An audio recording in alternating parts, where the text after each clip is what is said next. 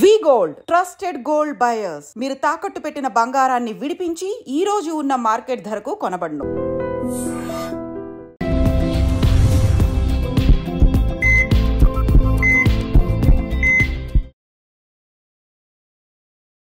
నమస్తే, welcome back to IT media. మన ఆయుర్వేదం ప్రోగ్రామ్కి అందరికీ స్వాగతం. సో ఈరోజు మనతో ఒక స్పెషల్ గెస్ట్ ఉన్నారు. వంటింటి చిట్కాలకు కేర్ ఆఫ్ అడ్రస్ అయిన మధుసూదన్ శర్మ గారు. కొన్ని ఏళ్లగా 35 ఏళ్ల పైగా కూడా ఆయన ఆయుర్వేద వైద్యాన్ని అందిస్తున్నారు. సో ఈరోజు నేరేడు పళ్ళు చక్కగా, అంటే ఇప్పుడు హైబ్రిడ్ దొరుకుతున్నాయి ఎక్కువ, బట్ మన చిన్నప్పుడు ఊర్లో ఎక్కడో ఒక చెట్టు ఉంటుంది, చక్కగా అందరం ఆడుకుంటూ వెళ్ళి అక్కడికి ఎప్పుడు పడతాయా పొద్దున్నే స్కూల్స్ దగ్గర కావాలని వాటి కోసం కూడా వెళ్ళేవాళ్ళం. మరి ఈ నేరేడు పళ్ళని తినడం వల్ల మనకి ఎలాంటి ఆరోగ్య ప్రయోజనాలు ఉంటాయి, దట్టు షుగర్ వాళ్ళకు కూడా బాగా పనిచేస్తాయి అని చెప్తున్నారు. ఇవి మరి హైబ్రిడ్ తినాలా, నాటుకాయలు ఎక్కడ దొరుకుతాయి, అవి తీసుకుంటే ఎలాంటి ఆరోగ్య ప్రయోజనాలు ఉంటాయి, ఇవన్నీ తెలుసుకుందాము. నమస్తే సార్. నమస్తే. ఎలా ఉన్నారు సార్? బాగున్నామా? సో నేరేడు పళ్ళు అన్నప్పుడు చక్కగా మనకేవో మెమరీస్ గుర్తొస్తుంటాయి. చిన్నప్పుడు వాటి కోసం పరిగెత్తడం కానివ్వండి, ముందుగా వెళ్ళి ఆ కింద పడినవన్నీ తీసుకొని తినడం కానివ్వండి. సో అసలు నేరేడు పళ్ళని తీసుకోవడం వల్ల ఎలాంటి ఆరోగ్య ప్రయోజనాలు ఉంటాయి సార్? సో ప్రకృతి మాత ఒక పండును మనకు ప్రసాదించిందంటే దానివల్ల ఎన్నెన్నో ఆరోగ్య ప్రయోజనాలు ఉంటాయని చెప్పేసి మనం కొండ గుర్తు పెట్టుకోవచ్చమ్మా. యాక్చువల్గా కొన్ని సీజనల్ ఫ్రూట్స్ ఉంటాయమ్మా. వాటిలో నేరేడు పళ్ళు, ఈ నేరేడు పళ్ళు సీజన్ తప్పితే మిగతా రోజులు దాదాపు దొరకవమ్మా. సో ఇప్పుడు పుష్కలంగా దొరుకుతాయి, ప్రతి చోట దొరుకుతాయి. జూలై వరకు విపరీతంగా దొరుకుతాయమ్మా నేరేడు పళ్ళు. సో కోకిలలకు చాలా ఇష్టమైనటువంటి ఫ్రూట్ అమ్మా ఇది. కోకిలేష్ట అని చెప్పి సంస్కృతంలో పిలుస్తారు. కోకిలేష్ట అంటే కోకిలలకు చాలా ప్రియమైనటువంటిది, బాగా ఇష్టంగా తింటాయి. అట్లే పికభక్ష అని చెప్పేసి కూడా దీనికి పేరు ఉందమ్మా. పికమన్నా కోకిల. సో ఇవి ఇష్టంగా తింటాయి కాబట్టి, బాగా ఆనందంగా తృప్తికరంగా తింటాయి కాబట్టి పికభక్ష అని చెప్పేసి. ఫలేంద్ర అని చెప్పేసి మరొక పేరు ఉందమ్మా. ఫలేంద్ర ఫలం ఉంటే ఫ్రూట్స్ లో రారాజు వంటిది అని చెప్పేసి, అవునా? దానికి అందుకే రారాజు వంటిది కాబట్టి ఫలేంద్ర అనేటువంటి పేర్లు. ఇలా సంస్కృతంలో మన మహర్షులు రకరకాల పేర్లతో దీన్ని ప్రస్తావించారమ్మా. సో పూర్వకాలం అయితే ఈ నాటు వెరైటీస్ దొరికేవమ్మా. అంటే ఈ నాటు వెరైటీస్ సన్నగా ఉంటాయి, గుజ్జు తక్కువగా ఉంటుంది, ఆ రోజుల్లో దొరికేవి. కానీ మరి క్రమక్రమంగా రకరకాల మార్పులు రావడం చేత నాటువి దొరుకుతున్నాయి, హైబ్రిడ్ వెరైటీస్ దొరుకుతున్నాయమ్మా. ఈ హైబ్రిడ్ వెరైటీస్ వచ్చేసి లావుగా ఉంటాయి పళ్ళు, అదేవిధంగా చూసేదానికి చాలా ఆకర్షణీయంగా ఉంటాయి, గుజ్జు ఎక్కువగా ఉంటుంది. కాబట్టి చాలా మంది ఎక్కువ దీన్నే ప్రిఫర్ చేస్తుంటారు అమ్మా. ఇంకొకటి ఏంటంటే రుచి కూడా చాలా విచిత్రంగా ఉంటుందమ్మా. తీపి, పులుపు, ఒగరు మిక్స్డ్ రుచి ఈ యొక్క నేరేడు పళ్ళలో ఉంటుందమ్మా. కాబట్టి మన పెద్దలు కూడా చెప్పేది ఏంటంటే, వాళ్ళు వివిధ రకాలైనటువంటి అనుభవాల రీత్యా నేరేడు పళ్ళ సీజన్లో కనీసము మొత్తం ఆ 2-3 నెలల సీజన్లో కనీసం 1-2 సార్లు కంపల్సరిగా చిన్న పిల్లల నుంచి పెద్దల వరకు నేరేడు పళ్ళు తినాలని చెప్పేసి ఒక ఇది పెట్టారమ్మా. సార్ ఇప్పుడు నేరేడు పళ్ళు తినడం వల్ల కడుపులో ఏదైనా హెయిర్ ఉన్నా, అన్వాంటెడ్ గా ఏదైనా వెళ్ళిపోయినా తిన్నప్పుడు అవి కూడా కరిగిపోతాయి అంటారు. అవును అంటారమ్మా. అవునమ్మా, చాలా మంది అదే చెప్తారమ్మా. ఎందుకంటే ఈ నేరేడు పళ్ళలో ఉన్నటువంటి కొన్ని రసాయన పదార్థాల గుణం ఏంటంటే మనకు తెలిసి తెలియక సంవత్సరం నుంచి అమ్మా ఇప్పుడు చిన్న చిన్న వెంట్రుకలమ్మా అన్నంలో కలిసిపోయి కానీ లేదా ఇతర పదార్థాల్లో కలిసిపోయి కానీ తీసుకున్నప్పుడు ఏమంటే మనకు తెలియకుండా వెంట్రుకలు కడుపులోకి పోతాయి. వెంట్రుకలు కడుపులోకి పోయిన తర్వాత ఆ ప్రేగుల్లో అంటుకోవడం చేత ఒక తయారు జీర్ణం కాకపోయి దానివల్ల అనేక రకాల ప్రాబ్లమ్స్ వస్తాయని చెప్పేసి చెప్తుంటారమ్మా. సో ఈ నేరేడు పళ్ళు ఆ విధంగా తినడం వల్ల ఈ నేరేడు పళ్ళలో ఉండే రసాయన పదార్థాలు ఆ వెంట్రుకలను కూడా జీర్ణం చేసేటువంటి శక్తి ఉంది. కాబట్టి ఖచ్చితంగా తప్పనిసరిగా తీసుకోవాలని చెప్పేసి పెద్దలు ఒక సాంప్రదాయాన్ని ఏర్పాటు చేయడం జరిగిందమ్మా. ఖచ్చితంగా అందరు తీసుకోవాలని చెప్పేసి. సో నేరేడు పళ్ళు కూడా సో దాదాపు 84% నీరే ఉంటుందమ్మా. అట్లే ఒక 14%, 15% పిండి పదార్థాలు ఉంటాయి, ఒక 5% ఫైబర్ ఉంటుంది. తర్వాత క్యాలరీస్ కూడా తక్కువ ఉంటాయమ్మా. వీటితో పాటు పోషకాంశాలు అంటే ఇప్పుడు కాల్షియం కానీ, తర్వాత ఐరన్ కానీ, సోడియం కానీ, మెగ్నీషియం కానీ, విటమిన్ సి కానీ, తర్వాత విటమిన్ కే కానీ, ఇలాంటివన్నీ కూడా బాగా సమృద్ధిగా పుష్కలంగా ఉంటాయమ్మా. సో మనకి పోషకభరితంగా ఇది ఉపయోగపడుతుంది. అదేవిధంగా అందులో కొన్ని రసాయన పదార్థాల ప్రభావం చేత మన ఆరోగ్యాన్ని పరిరక్షించేందుకు కూడా ఈ యొక్క నేరేడు పళ్ళు బాగా ఉపయోగపడతాయమ్మా. ఈ నేరేడు పళ్ళలో ఈ గ్యాలిక్ యాసిడ్, లిటియోలిన్, తర్వాత యాంథోసైనిన్స్, ఫ్లేవనాయిడ్స్ అనేటువంటి రసాయన పదార్థాలు ఉన్నాయమ్మా. అసలు ఈ గ్యాలిక్ యాసిడ్ అనేటువంటి పదార్థం ఉండడం వల్లనే ఈ యొక్క ఒగురు గుణం దానికి ఉందమ్మా. గ్యాలిక్ యాసిడ్ అనేటువంటి గ్యాలిక్ పదార్థం యాసిడ్. గ్యాలిక్ యాసిడ్ అనేటువంటి పదార్థం ఉండడం చేతనే దీనికి ఆ నేరేడు పళ్ళకి ఒగురు గుణం వచ్చిందమ్మా. అట్లే ఈ యాంథోసైనిన్స్ అనేటువంటివి ఉండడం చేత ఆ నేరేడు పళ్ళు నల్లగా ఉంటాయమ్మా. సో ఆంథోసైనిన్స్ అనేటువంటి రసాయన పదార్థం ఉండడం చేత నేరేడు పళ్ళు ఆ వెరైటీ పూర్తి నలుపు అని చెప్పడానికి కూడా లేదమ్మా. సో నలుపు నీలము కలిసినటువంటి రంగు అని చెప్పుకోవచ్చమ్మా. ఆ రంగు వచ్చేదానికి ఎందులో ఉన్నటువంటి ఆంథోసైనిన్స్ ఉపయోగపడతాయమ్మా. సో ఇక్కడ పిండి పదార్థాలు దాదాపు 14 గ్రాములు 15 గ్రాములు ఒక 100 గ్రాముల నేరేడు పళ్ళలు ఉంటాయని చెప్పాను కదమ్మా. ఈ పిండి పదార్థాలు కూడా రిఫినేజ్ అనేటువంటి పిండి పదార్థాలమ్మా.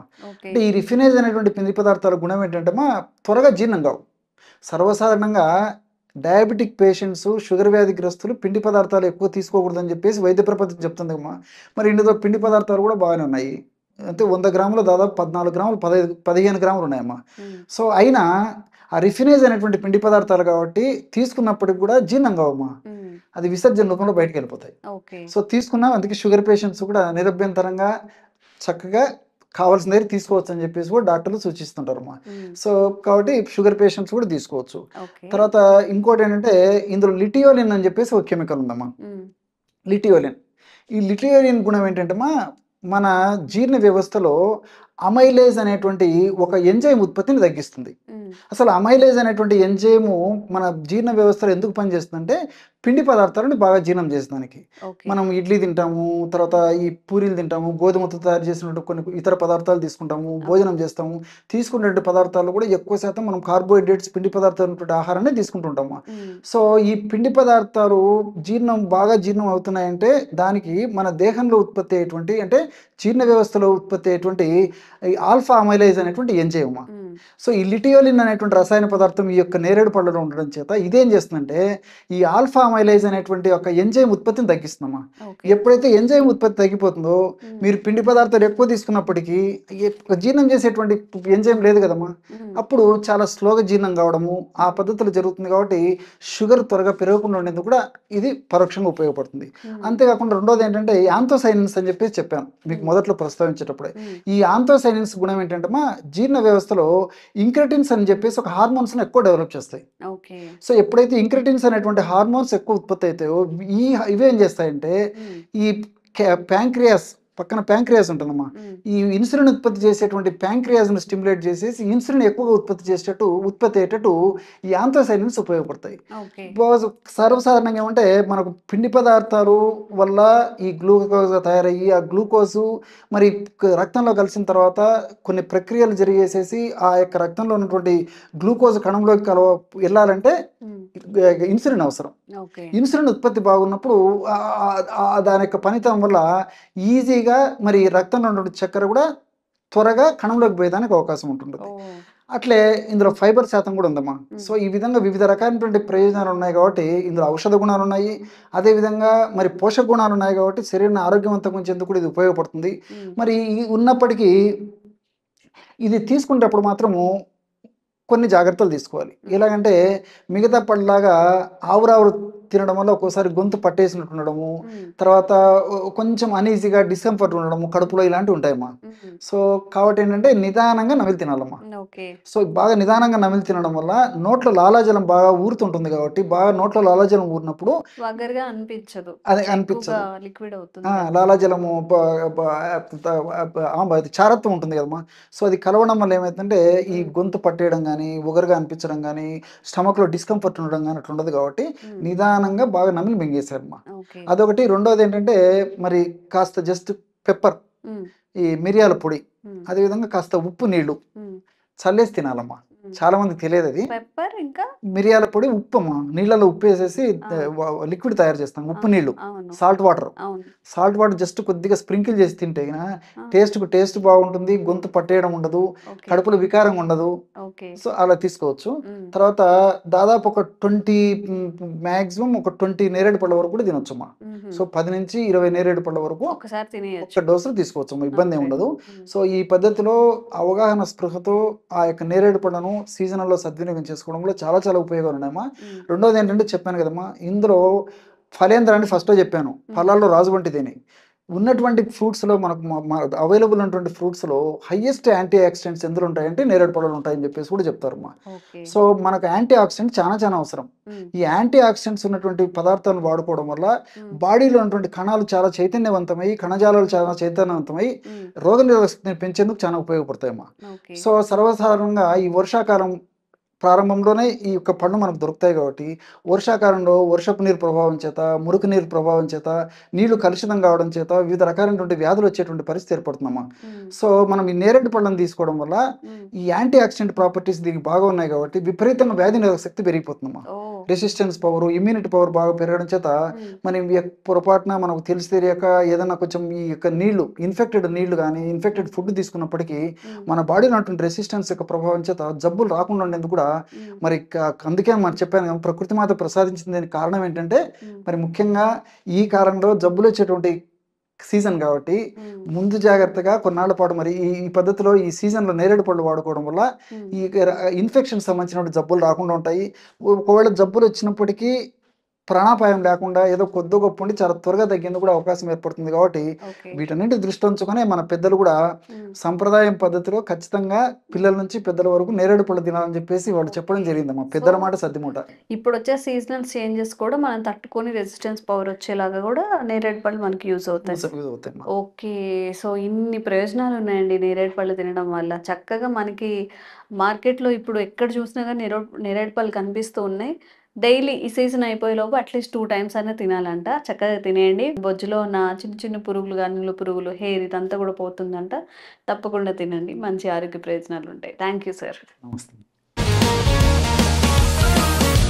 Sir, one life lesson what medicine has taught you. Whatever you can do without expecting.